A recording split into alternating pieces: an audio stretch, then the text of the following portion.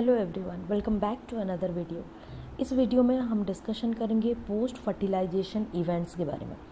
जैसे कि आप सब जानते हैं, फर्टिलाइजेशन एक बहुत ही इम्पॉर्टेंट फेनोमेनन होता है एंजियोस्पर्म्स में, या फिर कोई भी प्लांट या फिर कोई भी एनिमल्स के बारे में हम बात करें। Fertilisation is the vital process in case of sexual reproduction.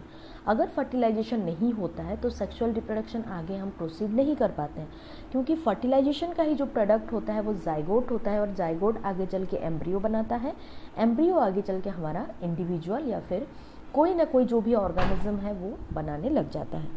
तो यहाँ पे हम पोस्ट फर्टिलाइजेशन इवेंट्स देखेंगे एंजियोस्पर्म्स में। यहाँ आपको एक चाइना रोज का फ्लावर देखने को मिल रहा होगा। ये जो फ्लावर है ये किस तरह से चेंजेस हो रहे हैं इसमें सबसे पहले देखते हैं। यहाँ पे आप देख सकते हैं एक पोलन ग्रेन लैंड हुआ है स्टिग्मा के ऊपर, और यहाँ पे पोलन का जर्मिनेशन हुआ है, और फाइनली ये जो पोलन ग्रेन है जिसके अंदर की मेल गैमेट प्रेजेंट थे, ये मेल गैमेट आगे चल के फर्टिलाइज करेंगे। ओके, फर्टिलाइजेशन में जैसे कि आपने सीखा था कि पहले डबल फर्टिलाइजेशन होता है। यहाँ पे एक मेल गैमेट आके एग सेल के साथ फर्टिलाइजेशन करेगा, और दूसरा जो मेल गैमेट आता है वो पोलर न्यूक्ली के साथ फर्टिलाइज हो जाएगा। तो इसके बाद फर्टिलाइजेशन के बाद हमें मिलता है सीड एंड हमें मिलता है फ्रूट्स, जिसको कि हम लोग बोलते हैं पोस्ट फर्टिलाइजेशन। ये जो फर्टिलाइजेशन होगा इसके बाद आप जानते हैं कि फ्रूट का फॉर्मेशन हो रहा है एंड सीड का फॉर्मेशन हो रहा है। तो इसके साथ साथ और कौन कौन से डेवलपमेंट्स होते हैं उनके बारे में हम डिटेल में डिस्कशन करेंगे। सो इस पर्टिकुलर वीडियो में या फिर इस पर्टिकुलर स्लाइड में आप लोग देख सकते हैं कि बहुत सारे पोलन ग्रेन एक स्टिग्मा पे लैंड हुए हैं, और एक पोलन ग्रेन का जो पोलन ट्यूब है इसका ग्रोथ हुआ है, और ये ग्रोथ होने के बाद एग सेल के साथ फर्टिलाइज कर रहा है और दूसरा पोलर न्यूक्ली के साथ फर्टिलाइज कर रहा है। उसके बाद यहाँ पे कौन कौन से इवेंट्स होते हैं देखते हैं। जैसे ही फर्टिलाइजेशन होगा तो हमारे पास हमें पता है कि एंजियोस्पर्म्स में डबल फर्टिलाइजेशन देखने को मिलता है। डबल फर्टिलाइजेशन मतलब दो फर्टिलाइजेशन यहाँ पे होगा। एक फर्टिलाइजेशन होता है एग सेल के साथ, egg cell and male gamete के साथ एक फर्टिलाइजेशन होगा। उसके साथ साथ दूसरा फर्टिलाइजेशन होता है polar nuclei and another male gamete. आपको याद होगा कि दो हमारे पास मेल गैमेट प्रेजेंट होते हैं एक पोलन ग्रेन के अंदर। तो जैसे ही इस पर्टिकुलर एग सेल के साथ मेल गैमेट का फ्यूज़न हो जाता है या फर्टिलाइजेशन हो जाता है, उसके बाद इमीडिएटली वो जाइगोट में कन्वर्ट हो जाता है, और ये जो जाइगोट होता है ये डिप्लॉयड नेचर का होता है।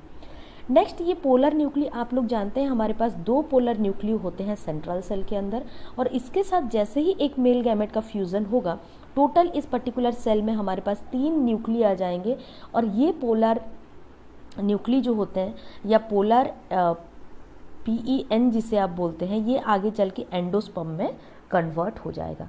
क्योंकि यहाँ पे 3 न्यूक्ली प्रेजेंट है तो ये ट्रिप्लॉयड न्यूक्लियस यहाँ पे बन जाएगा। नेक्स्ट अगर बात करें कि जो जाइगोट का फॉर्मेशन हुआ आगे चल के ये क्या बना लेता है, हम जानते हैं जाइगोट आगे चल के एम्ब्रियो का फॉर्मेशन करता है, लेकिन जाइगोट से लेके एम्ब्रियो तक आपको बहुत सारे स्टेप्स नज़र आएंगे।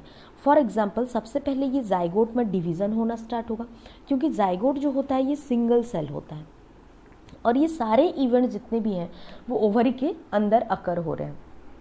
एक सिंगल सेल का जाइगोट था, वो सबसे पहले ग्लोब्यूलर एम्ब्रियो का फॉर्मेशन किया, उसके बाद इसमें कुछ डिफरेंशिएशन हुए एंड ये हार्ट शेप एम्ब्रियो में कन्वर्ट हुआ। Next torpedo shape embryo and next एक मैच्योर एम्ब्रियो में ये कन्वर्ट हो जाता है। सो ये जो एम्ब्रियो होता है ये कहाँ पे प्रेजेंट होता है, आप जानते हैं सीड में प्रेजेंट होता है। तो ये सीड कौन सा पार्ट बना रहा है, और हम लोग जानते हैं जो सीड होता है वो फ्रूट के अंदर प्रेजेंट होता है। तो फ्रूट कौन सा पार्ट बना रहा है ओवरी का या फीमेल रिप्रोडक्टिव स्ट्रक्चर का, उसको भी देख लेते हैं। सो इस फिगर में आप लोग देख सकते हैं कि यहाँ पे जाइगोट का फॉर्मेशन हो गया आफ्टर फर्टिलाइजेशन। जैसे ही फर्टिलाइजेशन हो जाता है, जाइगोट फॉर्म हो जाता है, उसके बाद धीरे धीरे एम्ब्रियो का डेवलपमेंट शुरू हो जाता है, और एम्ब्रियो डेवलपमेंट के साथ ही जो पेटल्स होते हैं वो विल्ट होना शुरू हो जाते हैं। उसके बाद क्या होगा, एम्ब्रियो डेवलपमेंट जैसे ही प्रोसीड हो रहा होता है सीड का भी फॉर्मेशन होना शुरू हो जाता है।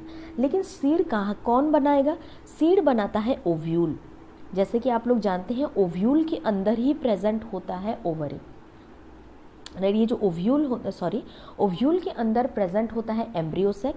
फॉर एग्जांपल यहाँ पे अगर आप एनसीईआरटी के डायग्राम को याद करेंगे तो यहाँ पे जो एनाट्रोपस ओव्यूल का डायग्राम ये दिया था, आप लोग को याद होगा, ये अगर ओव्यूल है तो उसके अंदर ये एम्ब्रियो सैक प्रेजेंट था, और इसी एम्ब्रियो सैक के अंदर हमारे जो बहुत सारे सेल्स प्रेजेंट थे, सिनर्जिड्स, एंटीपोडल्स और एग सेल्स, ये सारे इसी के अंदर अरेंज थे। अब यहाँ पे फर्टिलाइजेशन हो गया, यहाँ पे जो जाइगोट का फॉर्मेशन हुआ, यही जाइगोट आगे चल के एम्ब्रियो का फॉर्मेशन कर रहा है, एंड उसके बाद ये जो सीड है ये डेवलप करता है ओव्यूल, मतलब ये जो पूरा ओव्यूल का स्ट्रक्चर है ये बनाता है सीड। इसी के अंदर ही हमने जो देखा यहाँ पे कि एंडोस्पर्म का फॉर्मेशन हो रहा था। एंडोस्पर्म कौन बना रहा था? ये जो सेंट्रल सेल था ये एंडोस्पर्म का फॉर्मेशन कर रहा था। ये वाला पार्ट आ जाता था एंडोस्पर्म फॉर्म करने के लिए।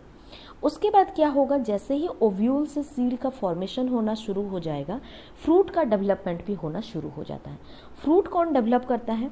अगर आपको फीमेल रिप्रोडक्टिव स्ट्रक्चर ध्यान से याद है तो हम जानते हैं कि ओवरी के अंदर ओव्यूल्स प्रेजेंट होते हैं। तो ये जो ओवरी होता है, यही ओवरी धीरे धीरे बन जाता है, फ्रूट में कन्वर्ट हो जाता है ये। ओके, सो हमने ये देखा कि फ्रूट का फॉर्मेशन हो चुका है अभी तक, और धीरे धीरे जैसे ही फ्रूट राइपन होना शुरू हो जाएगा, फ्लोरल पार्ट्स जितने भी होंगे वो सारे डिसअपियर हो जाएंगे। Floral parts in the sense sepals हो गए, पेटल्स हो गए, ये सारे जितने भी पार्ट्स हैं वो डिसअपियर हो जाएंगे। तो यहाँ पे एक और बार हम लोग इस टेबल के फॉर्म में इसको देख लेते हैं कि कौन कौन से चेंजेस हमें नज़र आते हैं। अगर फर्टिलाइजेशन से पहले बात करें तो sepals, petals, stamen, style and stigma present होता है एक फ्लावर में, और फर्टिलाइजेशन होने के बाद ये धीरे धीरे क्या हो जाते हैं, विदर होते हैं एंड ये धीरे धीरे गिर जाते हैं। ओवरी के बारे में अगर बात करें तो ओवरी फ्रूट में कन्वर्ट हो जाता है, जो ओव्यूल्स होते हैं वो आगे जाके सीड में कन्वर्ट हो जाते हैं, जो एग होता है वो जाइगोट में कन्वर्ट हो जाता है। अगर फ्यूनिकल के बारे में बात करें, जो आपने ओव्यूल में पढ़ा था, तो ये फ्यूनिकल कन्वर्ट हो जाता है स्टॉक में, सीड में जो स्टॉक प्रेजेंट होता है वो उसमें कन्वर्ट हो जाएगा। उसके बाद माइक्रोपाइल जो कि ओव्यूल में प्रेजेंट था वो सीड में भी प्रेजेंट होता है, और ये सीड में क्या काम कर रहा होगा, ये इसको ऑक्सीजन एंड वाटर इनटेक करने में फैसिलिटेट कर रहा होगा। नेक्स्ट अगर न्यूसेलस के बारे में बात करें, जो कि न्यूट्रिशियस टिश्यू रहता था, उसी में से मेगास्पोर मदर सेल बनते थे, और वही मेगास्पोर मदर सेल आगे चल के आपका मेगास्पोर का फॉर्मेशन कर रहा था। वही न्यूसेलस अभी किस में कन्वर्ट हो जाएगा, पेरिस्पर्म में कन्वर्ट हो जाएगा।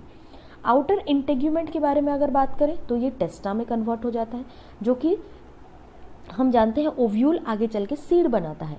तो अगर ओव्यूल आगे चल के सीड बनाएगा तो ओव्यूल के जो स्ट्रक्चर है वो भी सीड के कवरिंग में काम आएंगे।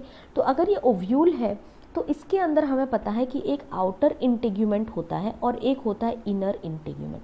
तो यहाँ पे जो आउटर इंटेग्यूमेंट आपको देखने को मिलेगा, ये सीड कोट बनाने लग जाएगा। सीड कोट का जो आउटर कवरिंग है वही बनाने लग जाएगा आउटर इंटेग्यूमेंट, जिसका नाम हम देते हैं टेस्टा।